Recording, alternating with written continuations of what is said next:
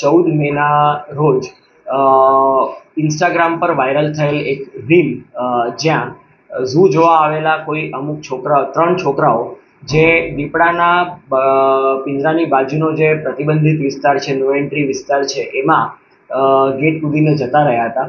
અને તેઓએ એક રીલ બનાવી, દીપડાને નજીકથી રીલ બનાવી અને છેડતી કરવાનો જે વિડીયો બનાવ્યો હતો, અને એ રીલ જે એમની ઇન્સ્ટાગ્રામ પર વાયરલ થઈ હતી, એ વાયરલ રીલના આધારે આપણે તાત્કાલિક એમની કાર્યવાહી શરૂ કરી અને વન્યજીવન અધિનિયમ હેઠળ તેમના પર પાકા પાયે ગુનો દાખલ કરવાની અમારી સંપૂર્ણ કાર્યવાહી આપણે હાથ ધરેલી હતી.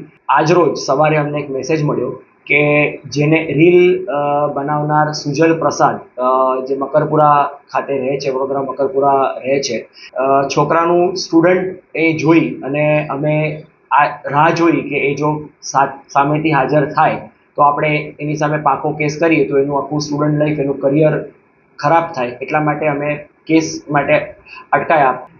સુજલ પ્રસાદ એના પિતાશ્રી સાથે અમારા ઓફિસમાં રૂબરૂ હાજર થયા અને તેઓએ મીડિયા સામે કબૂલાત આપી કે તેના દ્વારા આ ભૂલ થયેલ છે અને હવે પછી ભવિષ્યમાં કોઈ દિવસ આવી ભૂલ કરશે નહીં. તેમ છતાં નિયમ મુજબ જે દંડની જોગવાઈ છે એ દંડની જોગવાઈ કરવામાં આવશે અને લેખિતમાં માફીનામું सुजल प्रसाद जोड़ेથી લેવામાં આવશે.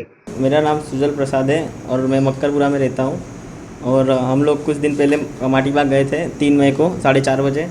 तो हम लोग लेपर्ड वाला जो जिसके अंदर नो एंट्री था उसके अंदर हम लोग चले गए थे, हमको मालूम नहीं था। तो उसके लिए सॉरी, मैं माफ़ी चाहता हूँ और आप लोग भी मत जाओ और ऐसी गलती दोबारा नहीं होगी।